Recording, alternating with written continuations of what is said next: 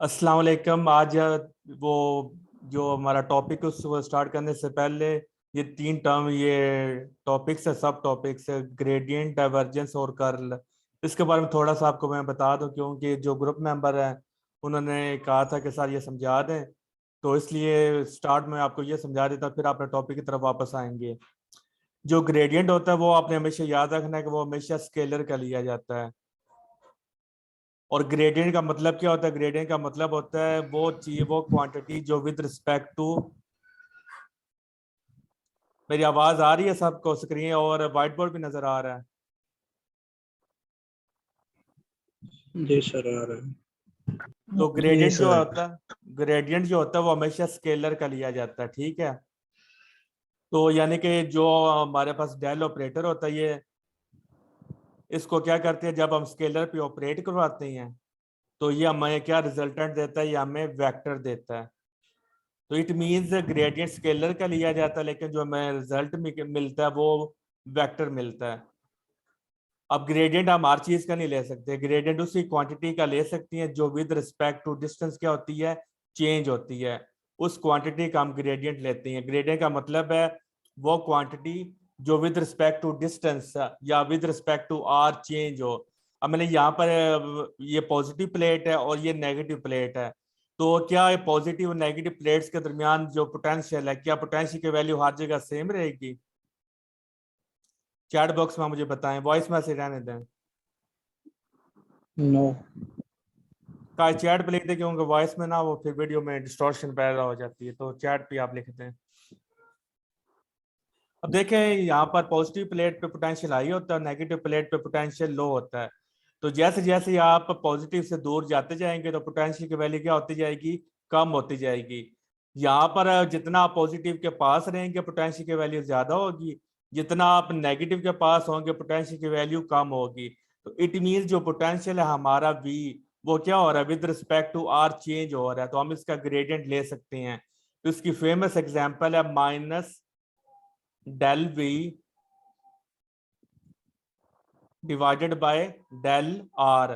जो change in potential है वो क्या हो रहा है? विद रिस्पेक्ट टू आर क्या हो रहा है? चेंज। और अब देखिए जो पोटेंशियल है ये क्या है? हमारा स्केलर है। तो हमने क्या किया, यहाँ पर स्केलर लिखा हुआ है।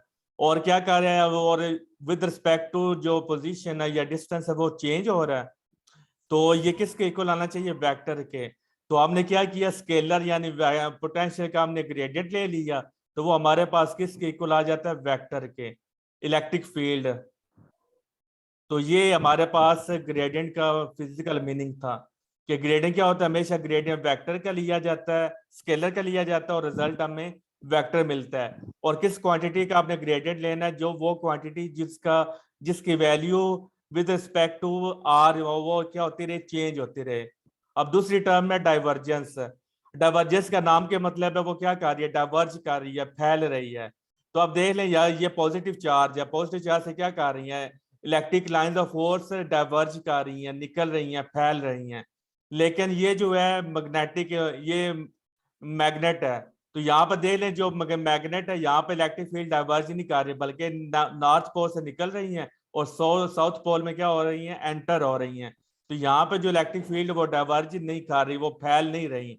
तो इसलिए जो डाइवर्जेंस ऑफ मैग्नेटिक फील्ड वो क्या होती है? वो हमारे पास जीरो होती है, क्योंकि मैग्नेटिक फील्ड डाइवर्ज नहीं करता। तो जब मैग्नेटिक फील्ड डाइवर्ज नहीं करता, डाइवर्जेंस को हम क्या करते हैं? डाइवर्जेंस हमेशा क्या लिया जाता है? वेक्टर का लिया जाता है। ग्रेडियंट स्केलर का लिया जाता है। डाइवर्जेंस और कर्ल दोनों वेक्टर के लिए जाते हैं। तो ये भी वेक्टर का लिया जाता है और ये भी वेक्टर ही का लिया जाता है, लेकिन फर्क क्या है? डाइवर्जेंस में हमें रिजल्ट स्केलर मिलता है और कर्ल में हमें रिजल्ट वेक्टर मिलता है। तो डेल डॉट बी यानी कि इसको हम कैसे पढ़ेंगे? Divergence of magnetic field. तो यहाँ पर हम लेते हैं डॉट प्रोडक्ट डाइवर्जेंस में, और कर्ल में हम लेते हैं वो क्रॉस प्रोडक्ट। तो इसको हम पढ़ते हैं divergence of magnetic field is zero. Zero null vector नहीं आएगा, बल्कि क्या आएगा? जीरो आएगा। Zero is a scalar, zero is a number, zero is a scalar quantity. तो यहाँ से प्रूव हो गया जो मैग्नेटिक फील्ड की डाइवर्जेंस वो जीरो है। क्यों? क्योंकि मैग्नेटिक लाइंस ऑफ फोर्स वो डाइवर्ज नहीं करती, वो फैलती नहीं है, बल्कि क्या करती है? नेगेटिव से निकल के पॉजिटिव में एंटर हो जाती हैं। और ये प्रूफ है कि मैग्नेटिक मोनोपोल एग्जिस्ट नहीं करते। क्यों नहीं एग्जिस्ट करते? क्योंकि अगर देखें, अगर हम इसका टुकड़ा कर देते, अगर हम फर्स्ट पे मैग्नेटिक मोनोपोल एग्जिस्ट करता तो इसका हम टुकड़ा कर देते, तो यहाँ से पे मैग्नेटिक लाइंस ऑफ फोर्स अगर ऐसे निकल जाती तो फिर इसका मतलब वो डाइवर्ज कर रही हैं, फैल रही हैं, बाहर निकल रही हैं।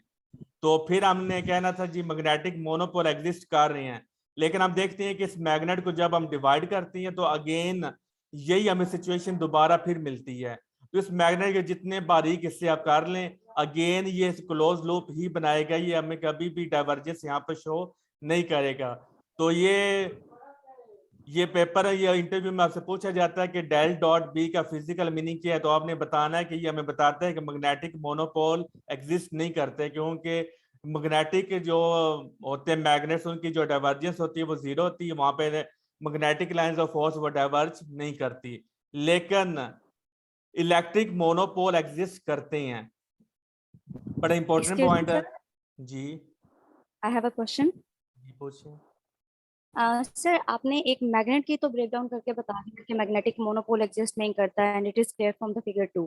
लेकिन ये जो आपने इक्वेशन बनाई है कि del dot B is equal to 0, इस इक्वेशन को देखते हुए हम लोग कैसे जस्टिफाई कर सकते हैं कि मैग्नेटिक मोनोपोल एग्जिस्ट नहीं कर रहा? जी वही बता रहा हूँ ना कि अगर डाइवर्जेंस एग्जिस्ट करती होती, ठीक है, ये डेल डॉट बी का मतलब है कि इसकी डाइवर्जेंस जीरो है, ठीक है। और डाइवर्जेंस जीरो का मतलब क्या है? डाइवर्जेंस जीरो का मतलब ये है कि जो मैग्नेटिक लाइंस ऑफ फोर्स है वो डाइवर्ज नहीं कर रही। तो इसका ये मीनिंग है। इसको हम इससे क्वेश्चन इस तरह जस्टिफाई करते हैं, क्योंकि अगर magnetic lines of force diverge कर रही होती तो इसका कोई ना कोई आंसर आना था, लेकिन आंसर नहीं आ रहा। तो इसका मतलब है magnetic lines of sir force. Answer answer कैसे नहीं आ रहा? मतलब देखें, अगर एक मैग्नेट को आप सेवरल नंबर ऑफ पीसेस में भी तोड़ देते हैं, जी फिर भी उसके नॉर्थ और साउथ पोल तो रहता है ना उसका। हाँ जी, नॉर्थ यानी कि वो मैग्नेटिक मोनोपोल फील्ड एग्जिस्ट नहीं लाइन, वो मोनोपोल नहीं होता, वो डाइपोल होता है। तो फिर डाइवर्जेंस को आप इसमें कैसे वो कर रहे हैं? क्योंकि उसमें भी तो फिर मैग्नेटिक फील्ड लाइंस तो जा रही है ना कहीं डाइवर्ज तो हो नहीं रही नहीं हैं, चाहे वो नॉर्थ नहीं साइड में ही नहीं, जा रही हैं। मैग्नेटिक लाइंस ऑफ डाइवर्ज नहीं कर रही। ये देखिए, ये डाइपोल हम्म। मैंने एग्जांपल दी है, नॉर्थ से निकल रही अच्छा। हैं और साउथ में एंटर हम्म। हो रही हैं। डाइवर्जेंस ये है, हम्म। डाइवर्जेंस का मतलब है फैल जाना, पूरी जो स्पेस है उसमें फैल जाना। तो यहाँ पर देखिए, ये जो इलेक्ट्रिक फील्ड है, यहाँ पे इलेक्ट्रिक लाइंस ऑफ फोर्स ये पूरे जो स्पेस है इसमें क्या कर रही हैं? फैल गई हैं। लेकिन यहाँ पर क्या हो रहा है? यहाँ पर ये नॉर्थ से निकल के साउथ में एंटर हो गई हैं, तो ये इस रीजन में तो नहीं ना जा रही, यानी ये फैल तो नहीं ना रही। यहाँ पर ये पूरा ये जो रीजन है, यहाँ पर मैग्नेटिक लाइंस ऑफ फोर्स क्या कर रही हैं? बस वो नॉर्थ से निकल के वो साउथ में एंटर हो गई, वो फैलती नहीं है। अगर वो फैलती होती। सर अगर हमारे पास देखें, लेट्स सपोज हमारे पास एक पाउडर शेप में ही हो गया, मतलब हम लोगों ने उसको इतना ब्रेक डाउन कर दिया, ठीक है, नॉर्थ से वो साउथ में तो जाती हैं, लेकिन जैसे अब हम्म, आपने ऊपर डबल टिक लगाया है, अगर यहाँ पे कोई साउथ का पीस पड़ा हो तो हो सकता है कि ये वाला पीस जो है नॉर्थ का उधर साउथ में भेज ही सकता है ना। तो मतलब मुझे ये ये मतलब आप कह रहे हैं कि यहाँ पर एक और मैग्नेट हो? हाँ, अगर यहाँ पे भी एक मैग्नेट होगा अच्छा तो कह इन रहे दो हैं, मैग्नेट्स का नहीं आपस में इंटरेक्शन बन सकता था। वो तो दोनों की मैग्नेटिक लाइंस फोर्स का इंटरेक्शन होगा ना, हम तो बात ही कर रहे हैं डाइवर्जेंस की। मतलब है कि ये मैग्नेट है ना, ये आपने छोटा हम्म। जितना मर्जी छोटा सर कर दिया। एक डाइवर्जेंस मिनट को आप ठहरे, कैसे जस्टिफाई कर रहे हैं? एक मिनट डाइवर्जेंस को ठहरे कैसे? ना। अब ये ना, एक ये मैग्नेट है, इसकी मैग्नेटिक लाइंस ऑफ फोर्स यही रहना है, और ये जो मैग्नेट है इसकी मैग्नेटिक लाइंस ऑफ फोर्स ने यहाँ ही पर जाना है। तो ये दोनों का केसेस है, इसकी भी ऐसे जा रही है और इसकी भी ऐसे जा रही है। तो फिर ये जो मैग्नेटिक लाइन फोर्स है और ये जो मैग्नेटिक लाइंस ऑफ फोर्स है, ये दोनों इंटरेक्ट करेंगी जब हम इनको पास लाएंगे, ठीक है। तो यहाँ पे डाइवर्जेंस कैसे हो रही है? यहाँ पर मैग्नेटिक लाइंस ऑफ फोर्स कैसे फैल रही है, आप मुझे बताएं।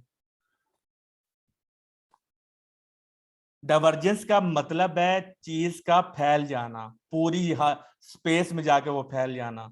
लेकिन यहाँ पर मैग्नेटिक लाइंस ऑफ फोर्स फैलती नहीं है, बल्कि क्लोज लूप बनाती हैं। अगर वो फैलती होती है तो उसने यहाँ पर उसने क्लोज लूप नहीं बनाना था, सिंपल आप कह सकते हैं। क्योंकि जब क्लोज शेप है तो वो जहर, अब फॉर एग्जांपल ये एक क्लोज शेप है, क्लोज लूप है, तो आप कैसे कह सकते हैं कि ये जी पूरे स्पेस में फैला हुआ है, पूरे स्पेस में इसके डाइवर्जेंस निकली हुई है। तो ये यहाँ से तो वो फैल ही नहीं रही। ये जो लाइन है यहाँ से वो स्टार्ट हुई है, यहाँ से निकल के वो यहाँ पर क्या हो गई है? एंड हो गई है। लेकिन यहाँ पर क्या कर रही है? वो सारा हर जगह वो डाइवर्ज कर गई है, फैल गई है ऐसे। समझ आई?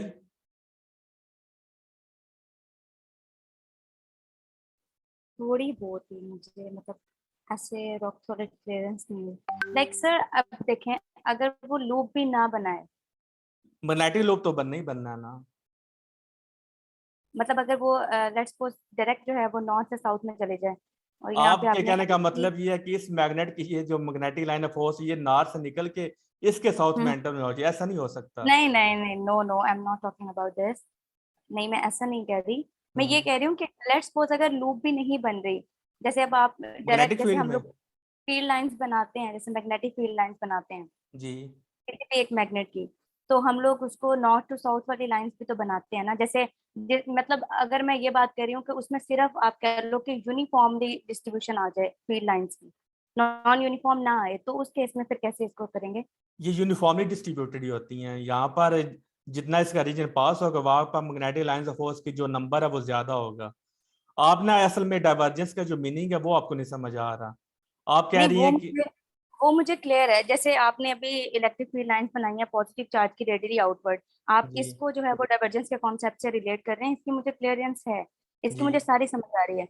बट देखिए, अगर हमारे पास लेट्स जैसे हमारे पास पैरेलल प्लेट्स कैपेसिटर होती हैं, ठीक है, जी पॉजिटिव से निकली और नेगेटिव में एंटर हो गई, ठीक है, ये तो फील्ड लाइंस आ गई। लेकिन हम्म। हम लोग देखते हैं कि एजेस पे वो कर्व्ड बनाती हैं, दैट मींस द एजेस पे वो नॉन यूनिफॉर्मिटी उसमें वो रख रही है, नॉन यूनिफॉर्म उसमें फील्ड वो तो लाइंस तब है। होता है ना जब आप दोनों पॉजिटिव नेगेटिव को आप कंबाइन कर दें। लेकिन जब हाँ हाँ। लेकिन जब वो चार्जेस अकेले होंगे तब तो उनकी ये सिचुएशन होती है, तब तो वो कर्व वगैरह नहीं ना बनाते। जब आप नहीं वो बनाए। कर्व कब बनाएंगे जब दो चार्जेस आपस में पास आएंगे। तो हम बात हम्म कर रहे हैं मोनोपोल की। अगर जैसे मोनोपोल में ये इस तरह की सिचुएशन यहाँ पर मैग्नेट में जाकर नहीं मिलती। हम्म इस वजह से हम कहते हैं मैग्नेटिक मोनोपोल एग्जिस्ट नहीं करते, क्योंकि अगर ये डाइवर्जेंस होती है, ये तो आपको पता नहीं, ये डाइवर्जेंस है, तो ये केस हमें यहाँ पे नहीं मिल रहा हम्म अकेले मैग्नेट में।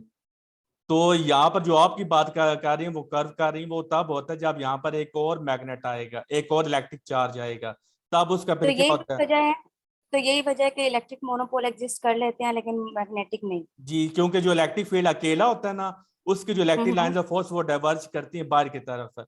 लेकिन जो अकेला हम्म मैग्नेट होता है उसकी इलेक्ट्रिक लाइंस ऑफ फोर्स क्या करती है, निकल साउथ से निकल के वो नॉर्थ से निकल के साउथ में एंटर हो जाती हैं, बाकी और कहीं पे नहीं जाती।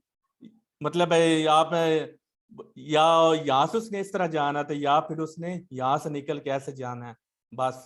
इसके अलावा वो कहीं और तरह नहीं निकलेंगी। तो अगर क्यों वो सर, स्टेट भी तो जा सकती हैं, स्टेट भी तो नॉर्थ से साउथ तक जा सकती हैं। वो अंदर जाएंगी, अंदर साउथ से नॉर्थ जाएंगी। स्टेट कैसे जाएंगी, ये मतलब ये नॉर्थ है तो साउथ तक उसने साउथ, पहुंचे तो स्टेट कैसे जाएंगी।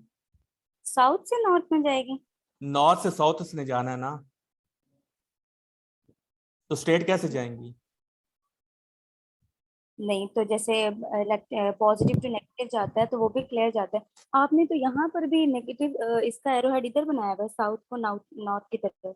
जी मैग्नेट हाँ के तो अंदर जो चले। हाँ। लाइंस ऑफ फोर्स होती हैं वो साउथ से हम्म, नॉर्थ की तरफ जाती हैं, और मैग्नेट के जो बाहर होती हैं वो नॉर्थ से साउथ की तरफ जाती है, तभी क्लोज लूप बनता है।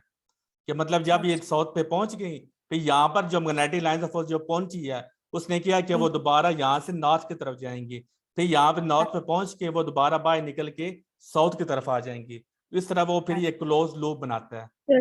तो सर हम ऐसे कह सकते हैं इनसाइड द सोलिनॉइड ये साउथ टू नॉर्थ होती हैं जी ये एमसीक्यू है पेपर और में। आउटसाइड द सोलिनॉइड ये नॉर्थ टू साउथ होती हैं, यही है जी ना? जी ये पेपर में एमसीक्यू इस आया हुआ है कि मैग्नेट के अंदर जो मैग्नेटिक लाइंस ऑफ फोर्स की डायरेक्शन क्या है। अब हमारे माइंड में ये होता है नॉर्थ से साउथ, तो बच्चे वो गलत कर जाते हैं, लेकिन मैग्नेट के अंदर जो होता है वो साउथ से नॉर्थ डायरेक्शन होती है, और जो मैग्नेट के बाहर होती है वो नॉर्थ से साउथ होती है डायरेक्शन। समझ लगी या फिर मैं आगे चलूं, अगर कोई और क्वेश्चन है तो पूछ लें। जी जी सर, मुझे थोड़ी बहुत ना एम्बिग्युइटी है इसमें, वो मैं थोड़ा सा गूगल कर रही हूँ, देख लेती हूँ। बाकी थैंक यू सो मच। मुझे ना एग्जैक्टली आपके क्वेश्चन ही नहीं समझ आ रही है, आप कहना क्या चाहती हैं। एक ओके मिनट, सर, आगे मैं प्रोसीड करें। हाँ, आप आगे करें क्योंकि बाकी क्लास पे डिस्टर्ब हो रही है, तो मैं इसको खुद देखती हूँ थोड़ा सा। चलें ठीक है, बाकी क्लास को तो इश्यू कोई नहीं है ना।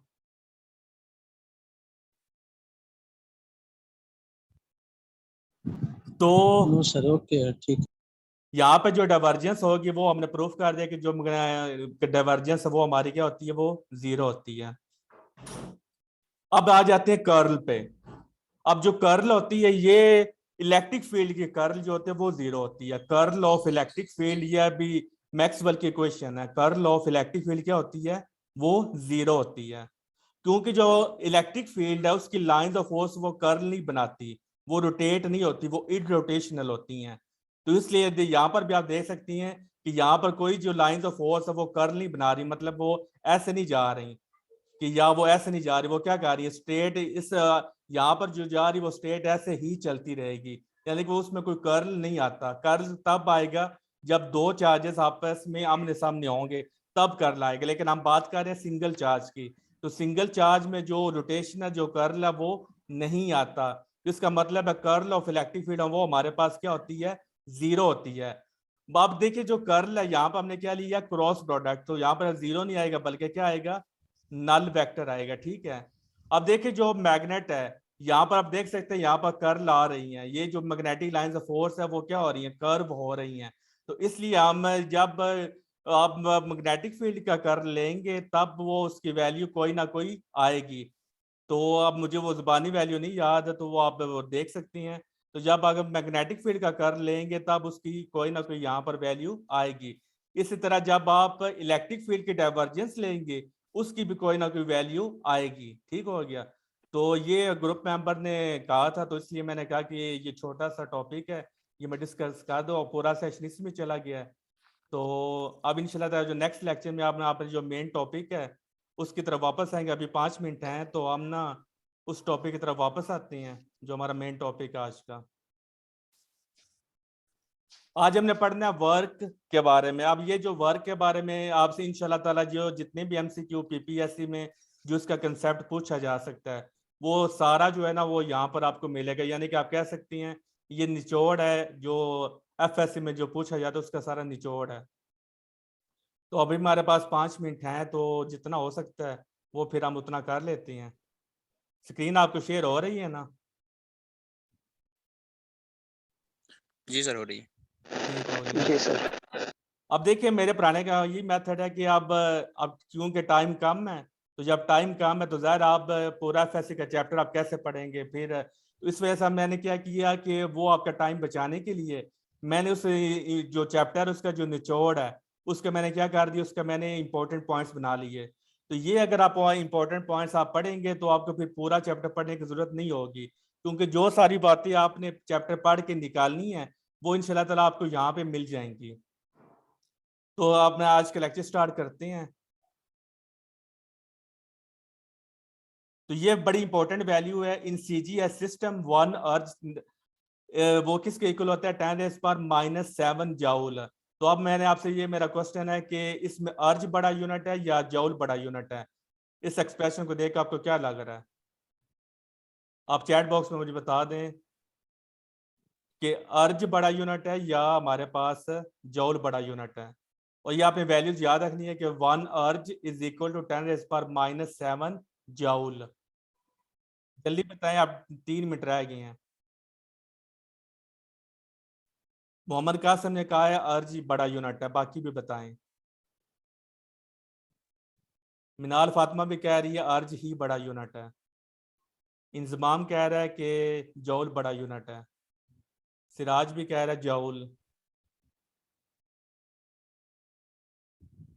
जौल कहाँ है सर? ये जौल नहीं है,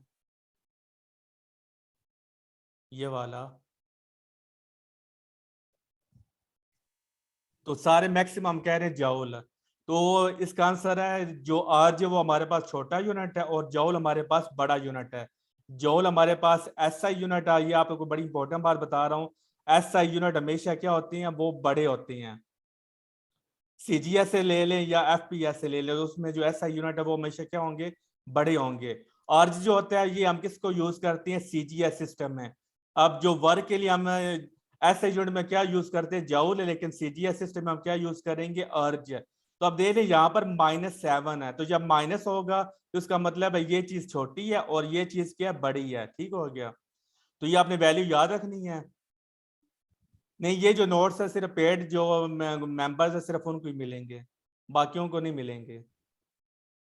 अभी ये जो 2 MCQ है ये आप पढ़ लें, और जब हमारा नेक्स्ट सेशन स्टार्ट होगा तो आपने क्या है, इसका आप बेशक स्क्रीनशॉट भी ले लें।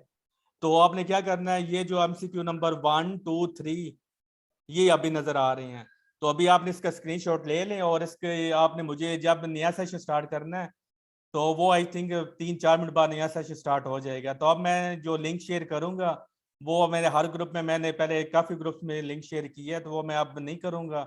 तो अब जिसने अब करना वो मतलब वो मुझे पर्सनली जो है ना वो मुझे मैसेज कर दे, जिसने अगर वो लिंक ज्वाइन करना नेक्स्ट सेशन का। तो मेरा व्हाट्सएप नंबर है वो आपके पास ही होगा, क्योंकि ग्रुप में मैंने शेयर किया हुआ है लिंक। तो जब आपने नेक्स्ट सेशन में आना है तो आपने 1, 2, 3 लिख के ना, तो आपने इसका मुझे आंसर बताना है। 1 लिख के फिर आपने ABCD लिखना है, 2 लिख के फिर आपने ABCD लिखना है, और 3 लिख के आपने ABCD लिखना है। तो नेक्स्ट सेशन में आपने इन तीनों MCQ का मुझे आंसर आपने देना है, ठीक है।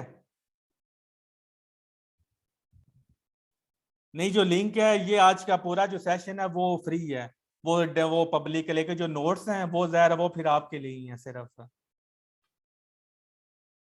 लेकिन जो क्लास का लिंक है वो सबके लिए है, क्योंकि आज का ये ना पब्लिक डेमो सेशन, इसलिए मेरी ये कोशिश है हर वीक में एक पब्लिक डेमो सेशन रख लूँ, ताकि जिनके भी जो न्यू आते हैं ताकि फिर उनको भी पता चल जाए। अब मीटिंग बस एंड होने वाली है, तो आपने नेक्स्ट सेशन में आते ही 1, 2, 3 लिख के आपने उसका साथ में आंसर लेना। 1 का लिख के ABC आपने वो आंसर लिखना है। ये तीनों MCQ है, तीनों में बड़े मजे के कंसेप्ट हैं। 2-3 मिनट बाद ना वो नेक्स्ट सेशन स्टार्ट हो जाएगी इंशाल्लाह ताला। सर PDF शेयर कीजिएगा, यहाँ पे ना क्लियर नहीं है पिक्चर।